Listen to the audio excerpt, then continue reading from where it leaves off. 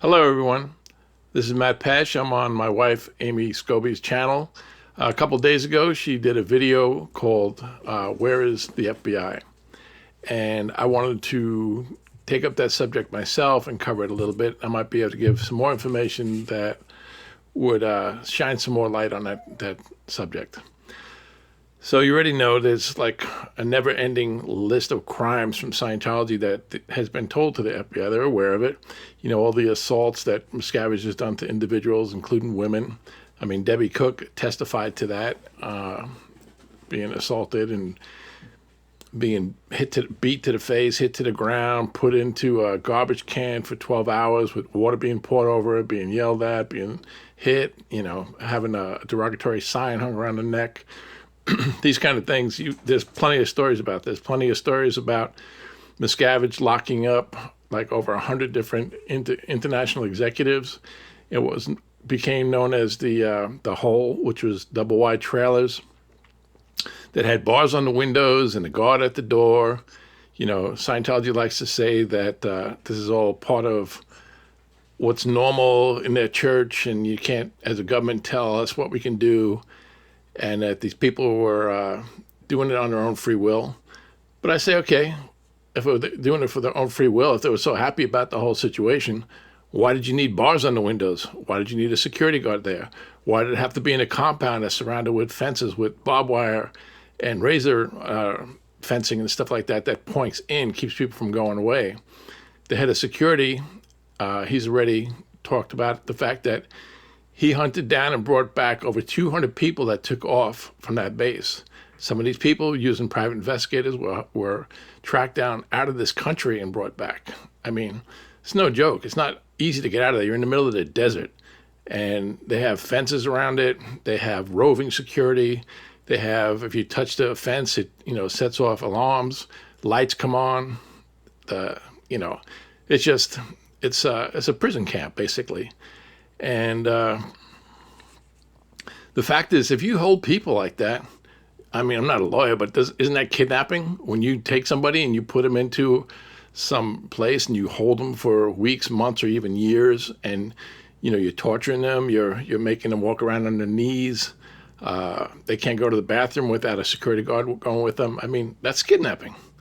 So, I mean, how do they get away with kidnapping hundreds of people? I mean, come on.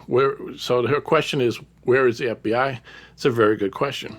How about fraud? I mean, Dave Miscavige put out a magazine saying this upper level is called OT 9 and 10, which people would be paying like millions of dollars for.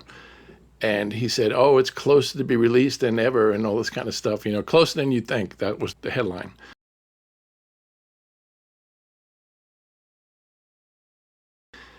At the same time, he knew there was no such thing as OT 9 and 10. It's never existed.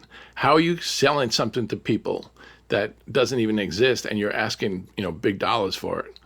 And then he would tell these guys, in order to get it, besides paying for it, you need to do all this training. You need to get this other kind of ordering to kind of set you up.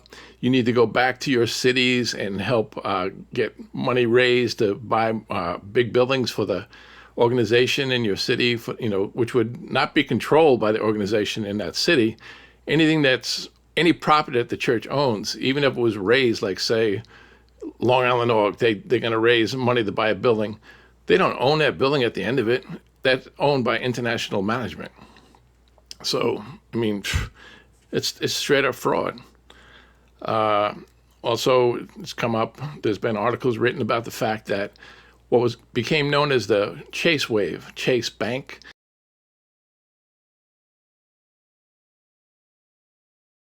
there was a whole program that was disseminated across Scientology on how to get all this credit for somebody, knowing that the person was going to pay it back. That money would go into the Church of Scientology. They'd suck it up. We're talking millions and millions of dollars, and this thing was global. I mean, where's the RICO Act? I mean, there's Miscavige running this whole cult, and this cult is sucking down money from banks and fraudulently, knowingly, and yet they're still in operation, which is amazing. You got the violation of child labor laws, which we've covered. I mean, the FBI knows about that. You have the covering up of sexual assaults. I mean, the latest one that, Danny Masterson, he just went to prison. He's getting 30 to life for violence of Scientology women, with Scientology actively covered up, actively tried to harass these women so that they wouldn't expose this. Why? Because it was in their best interest to have an actor representing them. They don't care what he does. It's all about power and money. If some people are getting violently, this kind of thing, they don't care. Same thing with children. They cover it up. Believe me, I've seen it. I've reported on it. It's the way they operate. Then they got elderly abuse. I mean, I think there's some legal things coming down the pike on that whole thing, where they'll take some elderly Sea York member who's about ready to die, and they'll work it out to get credit cards pulled in their name, run those things way up, suck that money. The person's not going to use it. He's dying.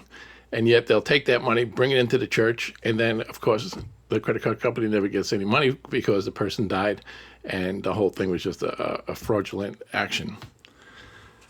All right, so you got all these different crimes. The FBI knows about it, and yet they don't do anything. Well, why wouldn't they do something about it? Well, there's a few things. You probably heard that thousands of files, sensitive files from the Office of Special Affairs, which is the dirty tricks, legal part of the Church of Scientology. They're the ones that hire the PIs, the lawyers, the ones that harass people, try to ruin their lives. I mean, that's their job. That's what they do. And so I was going through some of these files. I mean, it's hard to go through thousands of sensitive files. I mean, I'm starting with mostly the finance information.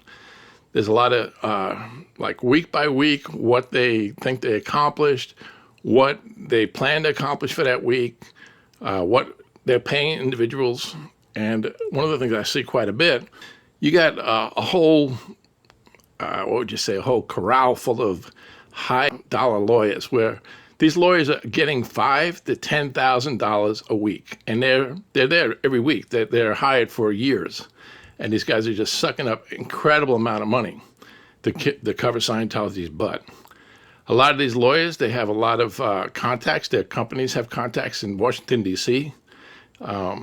They're picked because they have those kind of contacts. Besides their ability to be lawyers, they also have a lot of ties to important people in Washington, D.C. The other thing they're spending an incredible amount of money on is lobbyists. Like, we're talking, these lobbyists are getting $5,000 to $10,000 per company, with multiple companies working full-time for Scientology. And I'm watching, reading all the documentation, their reports and stuff. These guys are in there talking to government officials, congressmen. They're talking to people who have, like, running Homeland Security, like they're in one case with the guy's son. They're in there, blowing smoke up their butts about all the great things that Scientology does and how it's all about saving people from crime and drugs and human rights, and they pretend like they're all about this stuff, and they're briefing these guys, heads of government, other countries, and they're out there nonstop because they're getting paid big money to do this stuff, to roll around with these people and try to make them think that Scientology is something that it's not. And all right, so you also look at Clearwater Police. I mean, when I was a Treasury Secretary for the Flag Service Organization, I was constantly writing checks to police officers. I mean, the staff might not get paid that week, but I can tell you those police officers got paid. These guys were on their off duty.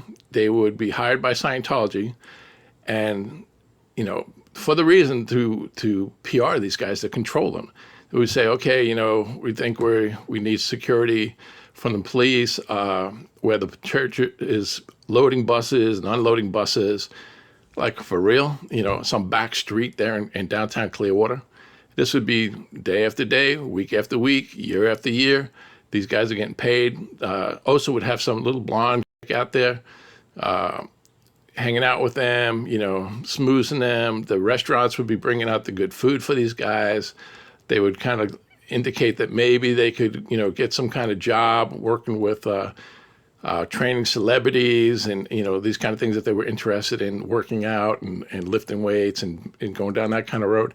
They would just give them promises kind of subtly, but it was all bullshit, just to keep these guys thinking that Scientology was their friend and it was a nice organization and this kind of thing. So if you get that many police officers getting paid by Scientology and getting smoothed, they're gonna think that it's okay and they're gonna help protect it, and they do. I remember when I was getting interviewed by the FBI agent, we spent some hours, going over stuff, and it was all being recorded. And, we were talking about the fact that Scientology takes the passports away from the staff members as soon as they arrive. They also, up at the international base, these staff members work and live inside the same compound. They also have no access to call 911. They don't have access to external information. And all these things are big red flags for human trafficking. I mean, the agent was like really concerned about the fact that they were operating just all the things that she was taught to look for human trafficking, Scientology was doing.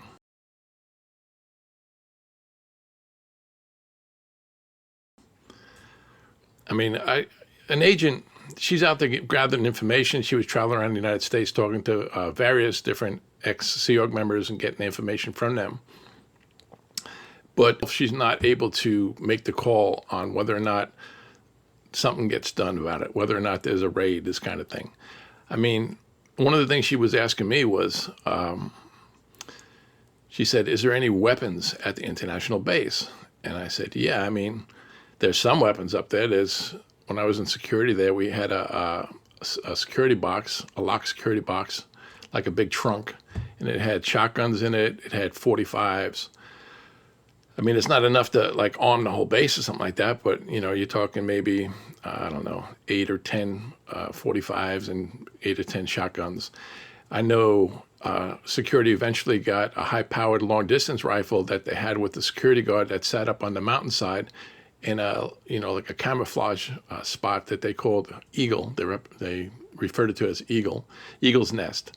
And you have a security guard up there all the time looking down with binoculars and stuff like that, and he's got the ability to shoot somebody up there long distance. I mean, so there's another rifle. You had some staff members, especially the higher executives, personally owned weapons. That was their own thing. So that's about the extent of the weapons that there was at that international base that I knew of.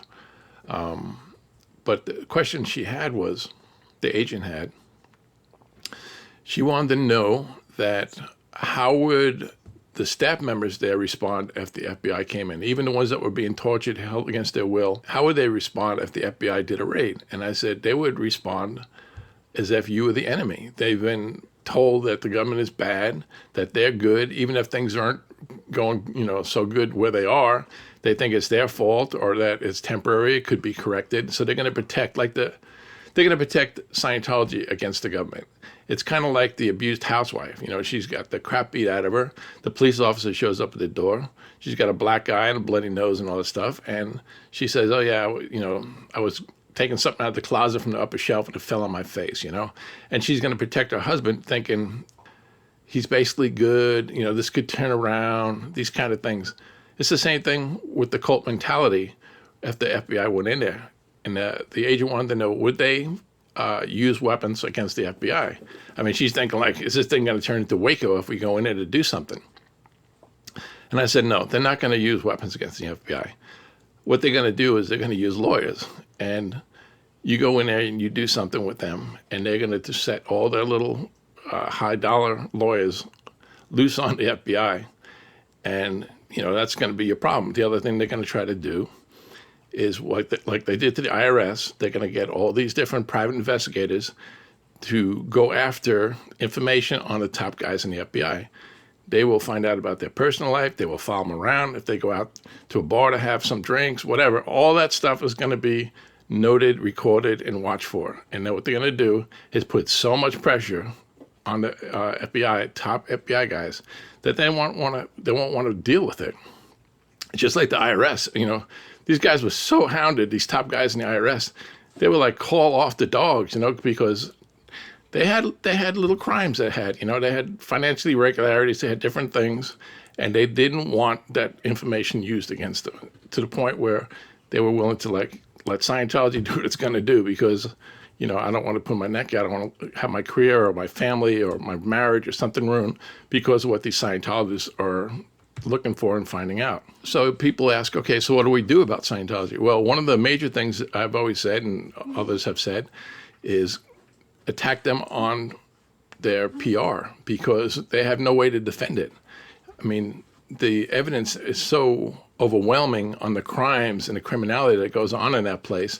You just need to make the public aware of it. So you've had all kinds of books come out, you have TV shows, you have movies, you have now all these podcasts coming out, and it's reaching out into the public. And newspaper articles, magazine articles, you name it, you can reach the public and let them know and warn them about Scientology. So then Scientology is having such a hard time recruiting. I can tell you when I was there almost 20 years ago, the Flag Service Organization, which is the organization in Clearwater that has about 700 staff. They make almost, it depends, anywhere between $1 million and $2 million a week. They couldn't get new recruits. They had literally kept 10 recruit tours out at all times, traveling around the world to different Scientology organizations, trying to find somebody who would want to join the Sea Org. And Flag Crew, which handles the restaurants and the hotels and the maintenance and all of that, they had 2 recruit tours out at all times. So you had 12 recruit tours from the base in Clearwater running around trying to get some kind of recruits. And I can tell you, they weren't being successful at it. And if they did talk somebody into coming and working there, they would almost always leave within a few months because they were promised one thing and they had this idea that, they were going to get such and such exchange for being a staff member.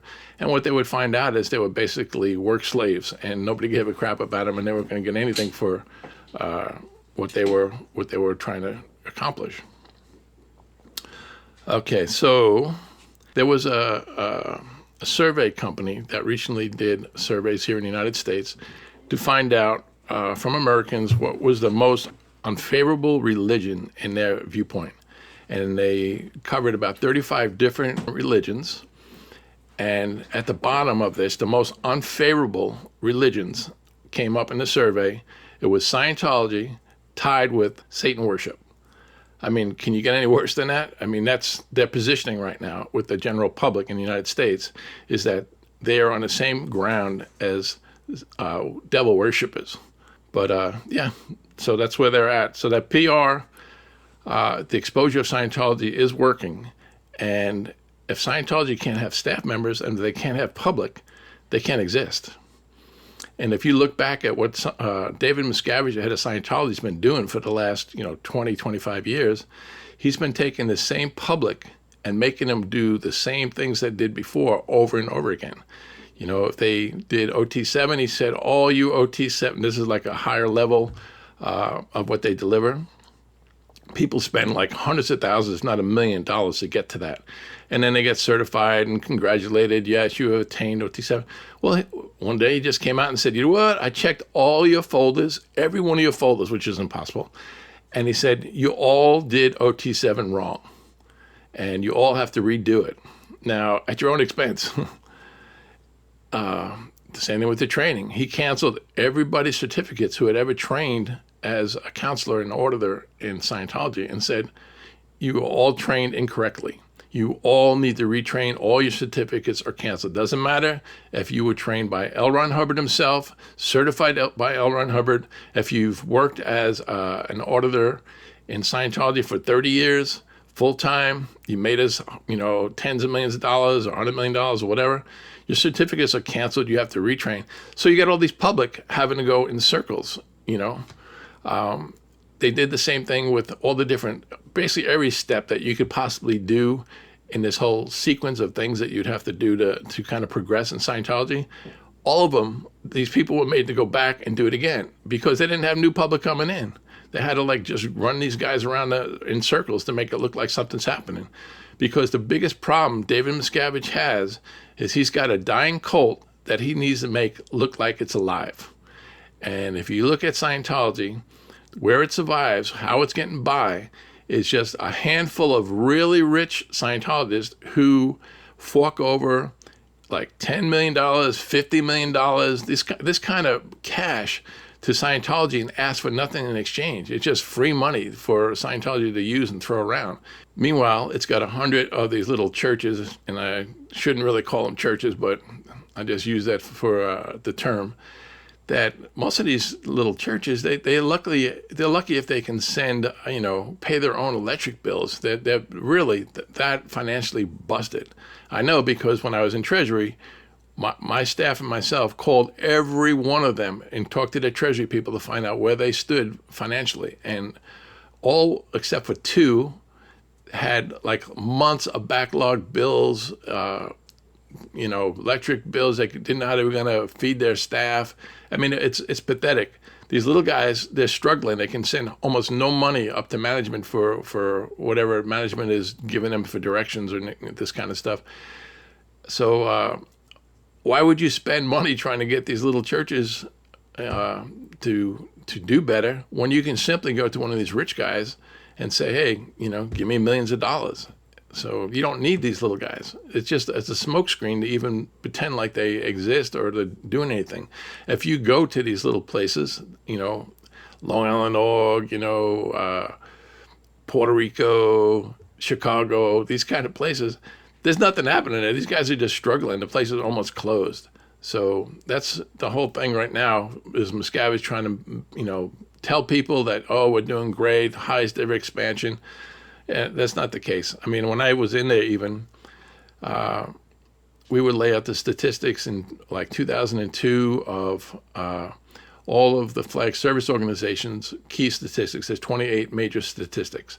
The rest of Scientology follows those statistics. What their trend is in Clearwater is the trend of international Scientology, because Scientology in Clearwater makes over half the money and delivers more than half the delivery in terms of volume.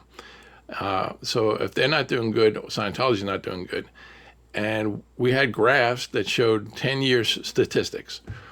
And all of those 28 major statistics were not just downtrending a little bit, they were like what's called danger conditions, which is steeply down. Like it looks like you rolled a bowling ball off a mountain. It's just like 10 years in a row. And I know it hasn't gotten any better. It's only gotten worse. And so that's actually the state of Scientology. It is going away. We are reaching the public with our speaking out, TV shows, all the things I mentioned. It is reaching the public. So we just need to keep doing that, keep shutting down Scientology that way. Hopefully, sooner or later the government will get activated to do something, but I'm not, I don't know. I don't know why. They haven't, and I don't really count on them to do it. I think it's up to people themselves to spread the word of what Scientology does to people, and get that known, and just keep people from going into Scientology. If they don't have people going in there to work there, to pay money for whatever they think they're going to get from that place, which is also a lot of bull and lies, then Scientology is going to fail and it's going to go away. So that's my basic message right now. Hopefully I explained some stuff, gave you a little bit of a different viewpoint of what the government's up to and reasons why the government itself, the FBI, the Clearwater Police, why do these people hang back and not get active on shutting Scientology down? And also gives you some kind of concept of what needs to be done to shut Scientology down. And you can spread the word, let people know Scientology is bad news, and stay away from it. All right, that's all for now. If you have questions, you can put it in the comments, and I'll try to answer them. Okay, bye-bye.